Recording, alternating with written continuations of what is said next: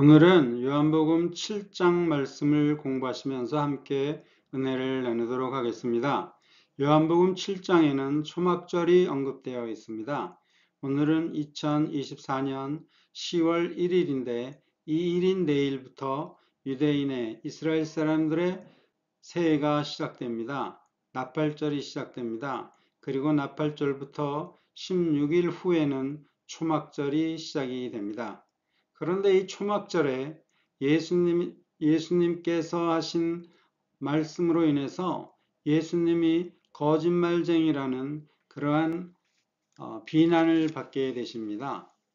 요한복음 7장에는 중요한 말씀이 많이 있지만 그 중에 하나가 제가 생각하기에는 예수님은 결코 거짓말을 하지 않으셨다. 이러한 사실을 확인하는 것도 중요한 포인트라고 생각을 합니다. 그래서 오늘은 예수님께서는 거짓말을 하지 않으셨다라는데 포인트를 두고 함께 공부를 하시면서 은혜를 나누도록 하겠습니다. 먼저 바클레이 주석책에 의하면 쇼펜하우어는 요한복음 7장의 사건으로 예수가 거짓말쟁이라고 주장했다고 합니다. 예수님의 부인하는 주장들이 있었는데 쇼펜하우어가 예수는 거짓말쟁이라고 포문을 열었고 니체는 신은 죽었다고 불을 붙이고 해서 오늘날은 동성결혼까지 이르게 되었다고 생각합니다. 저는 이 캐나다에 살고 있어서 정확히는 알 수 없지만은 10월 27일 날 광화문에서 기도 집회가 있는 것으로 알고 있습니다. 아마 동성 관련된 집회 있는 것 같은데 혹시 이 제 유튜브를 보시는 분이 계시면은 기도로 준비하시고 꼭 10월 27일 날 광화문에 모임에 집회에 참석하셔서 함께 어떠한 사정이 있는지는 알 수 없지만은 꼭 그 동성결혼에 반대한다.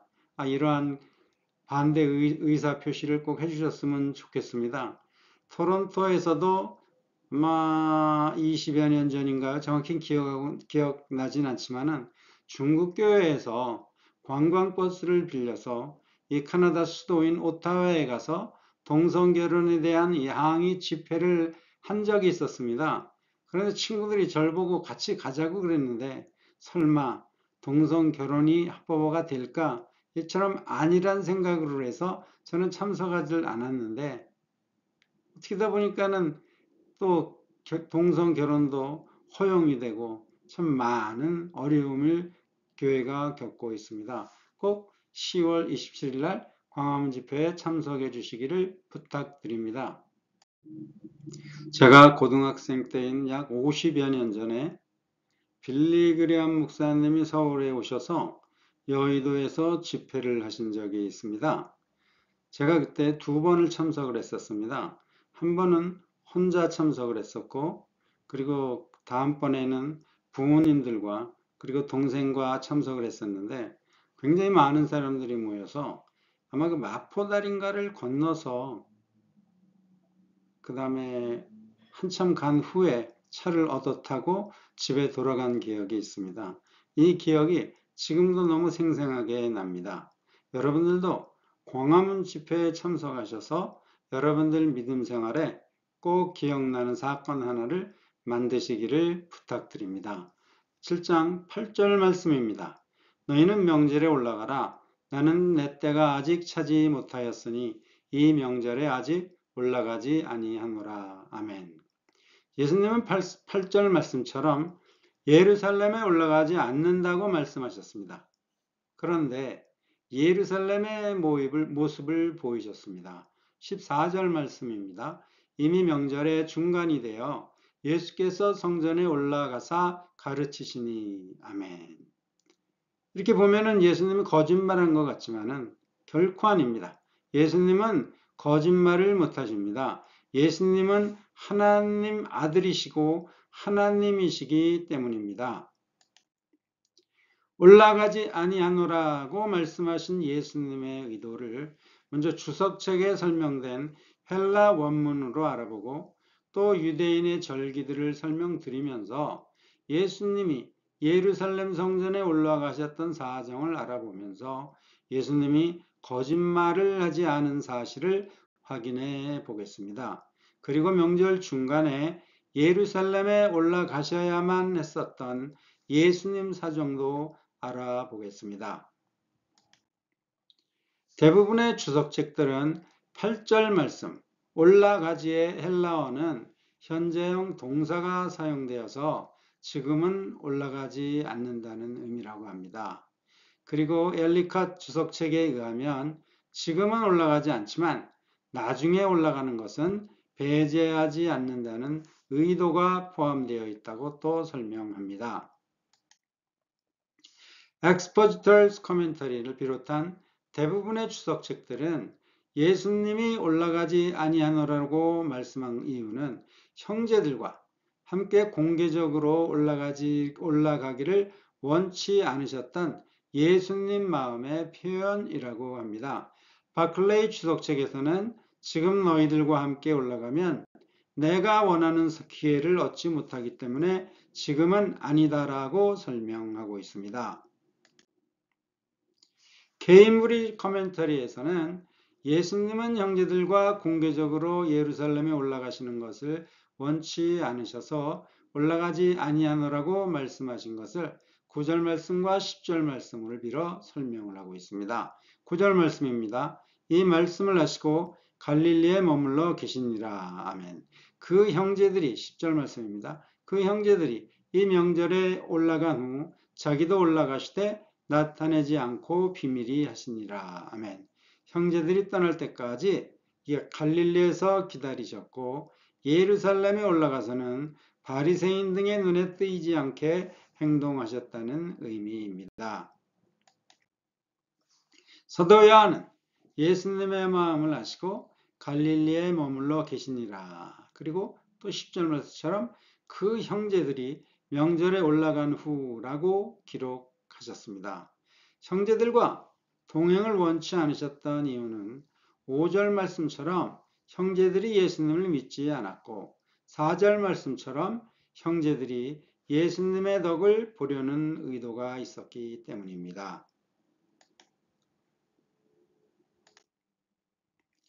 벵겔스 커멘터리 주석책에서는 14절에 명절의 중간이 되어 예수께서 성전에 올라가셨다는 말씀과 또 10절에 예수님이 예루살렘에서 비밀히 움직이셨다는 말씀으로 예수님은 초막절을 위해 예루살렘에 올라가신 게 아니라고 설명합니다. 잠시 후에 제가 생각하는 예수님이 예루살렘에 올라가신 이유를 설명드리겠습니다. 많은 주석책들은 예수님이 형제들과 공개적으로 움직이는 것을 원치 않으셨고 또 일부 주석책에서는 예수님이 고난을 받으실 때가 아니기 때문에 예수님이 올라가지 아니하노라고 말씀하셨다고 설명합니다. 그리고 현재 동사 올라가지를 사용하셔서 지금은 아니지만 다음에 올라가는 가능성을 열어놓으셨다고 설명합니다. 참고로 갈릴리에서 예루살렘은 성인걸음으로 3, 4일 거리입니다. 치안상 많은 사람들이 함께 움직였을 것이고 1차, 2차 또 여러 순례자 행렬이 있었을 것입니다. 7장 2절 말씀입니다. 유대인의 명절인 초막절이 가까운지라. 아멘. 주석책들의 설명으로 올라가지 아니하노라고 말씀하신 예수님의 의도 중에 하나가 형제들과 동행을 원치 않으셨기 때문이라는 사실을 알게 되었습니다. 이번에는 유대 절기들을 공부하면서 당시 상황을 알아보고 예수님에게 어떤 사정이 있었나를 알아보겠습니다. 초막절, 이 초막절 시작 전 15일 안에 두 개의 중요한 절기가 있습니다. 우리 달력으로 9월에서 10월경에 세 개의 중요한 절기가 있습니다. 나팔절과 속죄일과 그리고 초막절입니다. 이 퓰핏 코멘터리에서는 2절에 가까운이라는 단어는 가족들 사이에서는 한 달이라는 시간의 여유가 있을지라도 사용할 수 있었다고 합니다. 제 생각에는 갈릴리 사람들은 초막절 한 달 전부터 준비를 했다고 생각을 합니다. 2024년 초막절을 기준으로 해서 설명드리겠습니다. 2024년 10월의 유대절기입니다. 유대절기는 약간의 차이가, 유대인들 사회에서도 약간의 차이가 있습니다.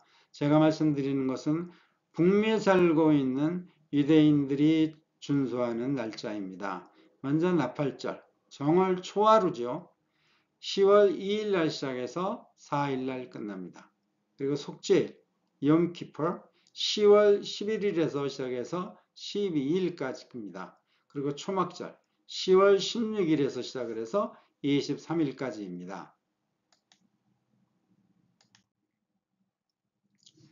오늘날의 유대인들은 나팔절 첫째 날 잔치를 하고 다음 날부터는 속죄일을 위해 7, 8일을 계속 근신한다고 합니다.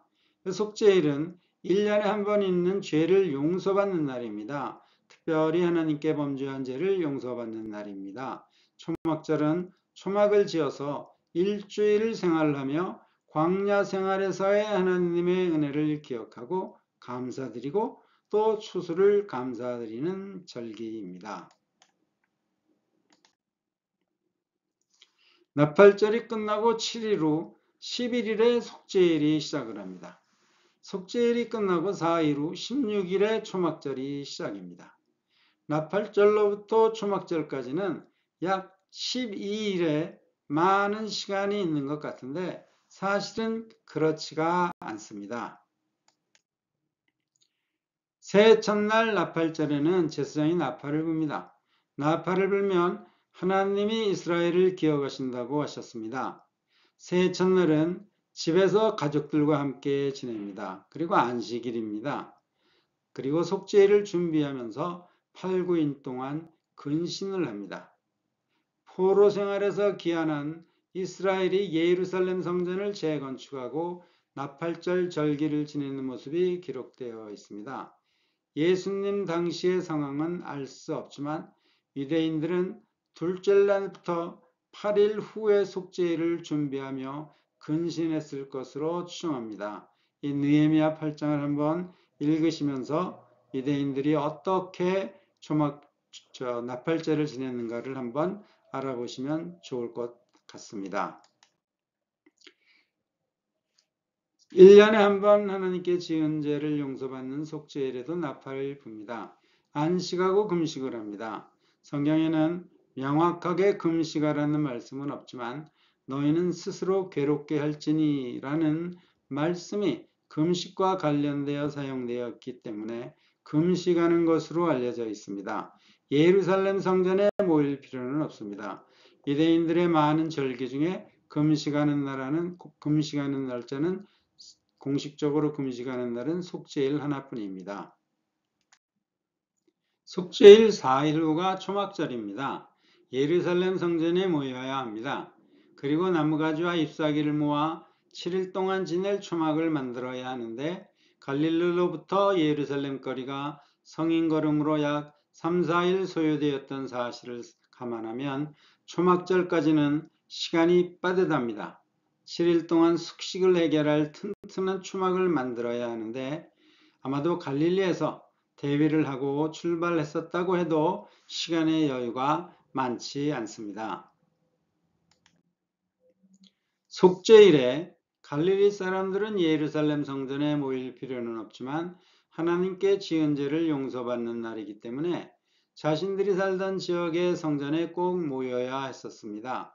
속죄일 후 13일에 함께 모여 출발한다고 가정하면 15일, 16일에 예루살렘에 도착할 수 있었습니다.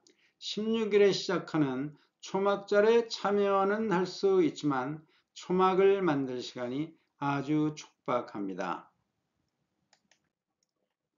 16일에 시작되는 초막절 초막을 만들기 위해서 갈릴리 사람들은 14일경에 예루살렘에 도착했어야 했다가 저의 계산입니다. 그리고 14일에 도착하기 위해서는 11일 혹은 12일에 갈릴리를 떠나야 하는데 두 날 모두 속죄일이라 순례를 떠날 수가 없습니다.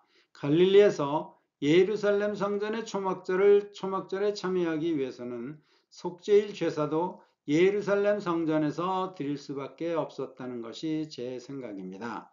갈릴리 사람들은 나팔절이 끝나고 2, 3일 후 예루살렘 순례길을 떠났다고 생각합니다. 그런데 예루살렘의 성전에 들어가기 위해서는 하나님을 만나기 위한 성결의 시간이 필요했었습니다. 출애굽기 19장 10절 말씀입니다.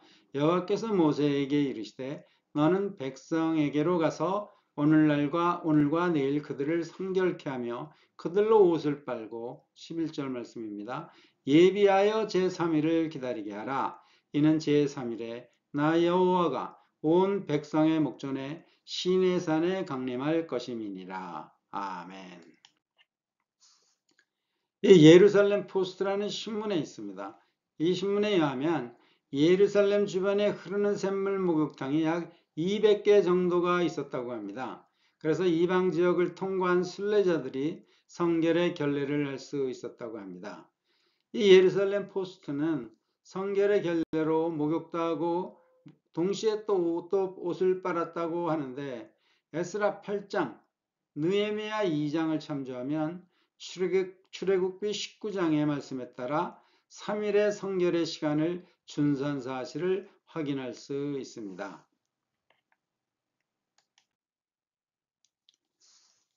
2절 말씀에는 이 2절 말씀 초막절이 가까운지라에는 참 많은 의미가 포함되어 있다고 생각을 합니다. 나팔절이 끝나고 2, 3일 후에 초막절을 위해 예루살렘으로 순례 여행을 시작하지만 준비는 나팔절 훨씬 이전부터 시작되었을 것입니다. 이러한 이유로 초막절이 가까워지자 형제들도 예수님에게 초막절에 올라가실 것을 권유했었습니다. 수백 년 동안 매년 반복되는 예루살렘 순례 여행, 예루살렘 성전 속죄일에 참석하는 것, 그리고 초막 제작 등을 아마 갈릴리 사람들은 잘 알고 있었기 때문에 충분한 시간을 준비했었을 것입니다. 갈릴리 사람들뿐만 아니라 많은 사람들에게 아주 중요한 이 예루살렘 성전 속죄일이 예수님과는 별로 상관없는 날입니다. 그리고 선조들의 광야 생활에서 베풀어 주신 하나님의 은혜와 추수를 감사드리는 초막절은 물론 예수님도 참석하셔서 하나님께 감사드릴 수는 있었습니다. 그런데 초막 생활을 7일 동안 해야 합니다. 예수님이 초막을 지어 7일 동안 지낼 필요는 없었다고 생각을 합니다. 속죄일에 성전에 모여 죄를 용서받을 필요도 없었습니다. 이 명절에 아직 올라가지 아니하노라는 이 8절 말씀은 예수님 의도 중에 하나는 속죄일 제사에 모여 죄를 용서받을 일도 없고 초막절에 초막을 지을 필요도 없었던 예수님의 사정도 포함되어 있었을 것입니다. 14절 말씀입니다. 이미 명절의 중간이 되어 예수께서 성전에 올라가사 가르치시니 아멘. 죄와 관계없으시고 초막 생활도 피우치 않으셨던 예수님이 명절 중간에 예루살렘 성전에 올라가셨습니다. 제가 이미 말씀드렸듯이 갈릴리 사람들에게 초막절 참여는 예루살렘 성전에서의 속죄일 제사 참여도 포함되어 있었습니다. 그런데 속죄일을 건너뛰고 초막도 짓지도 않고 초막 생활도 하지 않으시고 초막절도 절반이 끝난 시점에 예루살렘 성전의 모습을 보이신 것은 초막절과는 전혀 상관없이 예수님이 예루살렘에 올라가신 것이라고 이해해도 무난하다고 생각합니다. 이번에는 예수님이 명절 중간에 예루살렘 성전에 올라가셨던 이유를 알아보겠습니다. 14절 말씀처럼 예수님은 사람들을 가르치셨습니다. 예수님은 자신이 유대왕 메시아가 아니라 세상 구원의 메시아로 오셨음을 알려야 했었습니다. 많은 사람들에게 알리면 좋지 않겠습니까? 당시의 예루살렘 성전은 약 10만 명을 수용할 수 있었다고 하는데 이 챗 GPT에 의하면 조세푸스는 200만 명이 참석했다는 기록을 남겼다고 합니다. 그렇지만 학자들은 10만 명 정도가 초막절에 참석했을 것으로 추정하고 있습니다.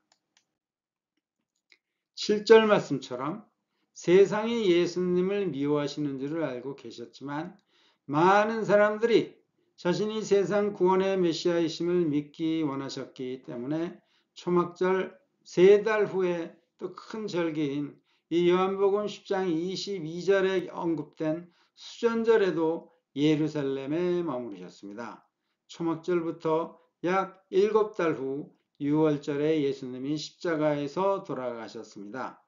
예수님은 초막절 명절을 위해 예루살렘에 올라가신 것이 아니라 많은 사람들이 모였던 예루살렘에 올라가셨습니다. 예수님이 명절 중간에 올라가셨던 또 다른 이유를 알아보겠습니다. 초막절에 예루살렘에 올라간 사람들은 한 마음으로 성전에 모였습니다. 초막절에 모인 목적은 선조들의 광야 생활에서 베풀어 주신 은혜와 추수할 곡식을 주신 하나님께 감사입니다.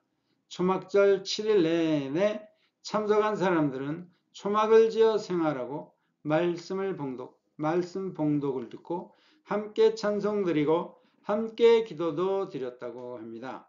오늘날에도 초막절 시기에는 유대인들 집 마당에는 나무 판자로 만들어진 초막을 쉽게 볼 수가 있습니다. 이스라엘 사람들이 초막을 지어 7일 동안 생활하는 이유는 광야 생활에서 은혜를 풀어주신 하나님의 은혜가 오늘날에도 자신들에게도 은혜가 똑같은 하나님께서 은혜를 베풀어 주시기를 기원하는 그러한 행위라고 저는 생각을 합니다. 초막절 명절 하이라이트는 실로암에서 7일 내내 제사장이 금 항아리에 물을 길어서 700-800m 떨어진 성전 제단 물병에 붓는 것이라고 합니다. 하나님께 헌신하는 마음으로 사람들이 실로암에서부터 촘촘히 서서 물병을 옆 사람에게 전달해서 제단 앞까지 도착하게 했었다고 합니다. 하나님께서 적절한 양의 비를 내려주시기를 기원하는 행위라고 합니다.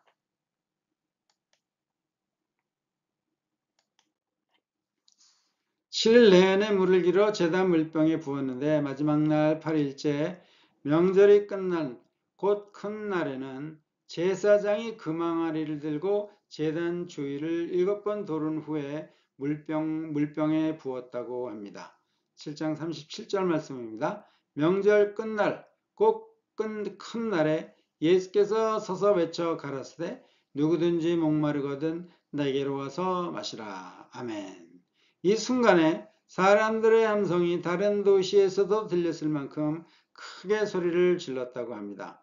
사람들의 목이 얼마나 말랐겠습니까? 예수님께서는 바로 이 순간에 7장 38절 말씀입니다. 나를 믿는 자는 성경의 이름과 같이 그 배에서 생수의 강이 흘러나리라 하시니라고 외치셨습니다. 자신이 메시아이란 사실을 외치셨습니다. 21세기의 유대 회당 예배는 아주 산만합니다.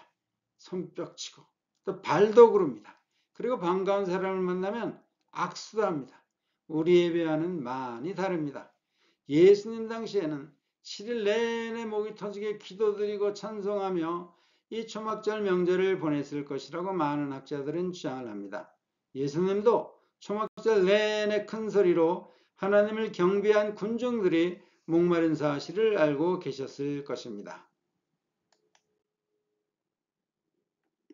저는 예수님이 이 순간을 계획하시고 말씀으로 기도로 찬송으로 은혜 받은 사람들에게 가르침을 주시기 위해 예루살렘에 올라가셨다고 생각을 합니다. 다른 사람들과 목적이 달랐습니다. 예수님은 씨 뿌리는 자의 비유도 그렇고 비유를 잘 활용해서 말씀하셨는데 목마른 사람들에게 7장 37절 말씀처럼 명절 끝날 곧 큰 날에 예수께서 서서 외쳐 가라사대 누구든지 목마르거든 내게로 와서 마시라는 가르침을 주셨습니다. 8장 말씀의 배경입니다. 8장 12절 예수께서 또 일러 가라사대 나는 세상의 빛이니 나를 따르는 자는 어둠에 다니지 아니하고 생명의 빛을 얻으리라. 아멘.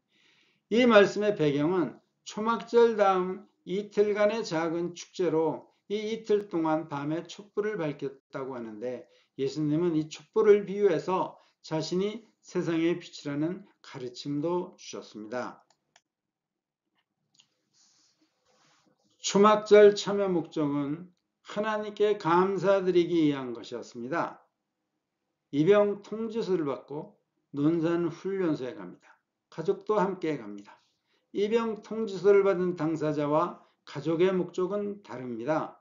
목적이 다른 가족이 논산 훈련소에 갔다고 해서 입수한다고 가지 않습니다. 초막절에 예루살렘에 올라가신 예수님 형제들을 비롯한 모든 사람들의 목적은 하나였습니다. 성전에 모여서 하나님께 감사드리는 것입니다. 초막을 지어서 하나님께서 광야 생활에서 베풀어 주셨던 귀한 은혜를 자신들에게도 베풀어 달라는 기원하는 행위였습니다. 그것이 목적이었습니다. 예수님은 처음부터 다른 목적으로 예루살렘에 올라가셨습니다. 명절 중간에 올라가 초막도 만드시지 않으셨습니다. 예수님은 자신이 위대한 메시아가 아니며 세상의 구원주 메시아로 오심을 가르쳤습니다. 목마르고 목이 쉰 사람들에게 명절 끝날 그 큰 날에 예수께서 서서 외쳐 가라사대 때 누구든지 목마르거든 내게로 와서 마시라. 아멘. 또 불을 밝혀 하나님께 감사드리는 사람들에게 8장 12절 말씀, 예수께서 또 일러 가라사대 나는 세상의 빛이니 나를 따르는 자는 어두움에 다니지 아니하노라고 생명의 빛을 얻으리라는 가르침을 주시기 위해서 올라가셨습니다. 초막절에 참석하는 형제들을 비롯한 모든 사람들의 목적은 하나님 은혜에 감사드리고, 그리고 선제들에게 베풀어 주신 동일한 은혜를 자신들에게도 베풀어 주시기를 소망하는 마음으로 예루살렘에 올라갔었고, 예수님은 가르침을 주시기 위해 올라가셨습니다. 형제들의 초막절과 예수님이 이해하시는 초막절은 달랐습니다. 이 명절에 아직 올라가지 아니하노라고 말씀하시고, 명절의 중간이 되어 올라가신 예수님은 거짓말을 하지 않으셨습니다. 감사합니다.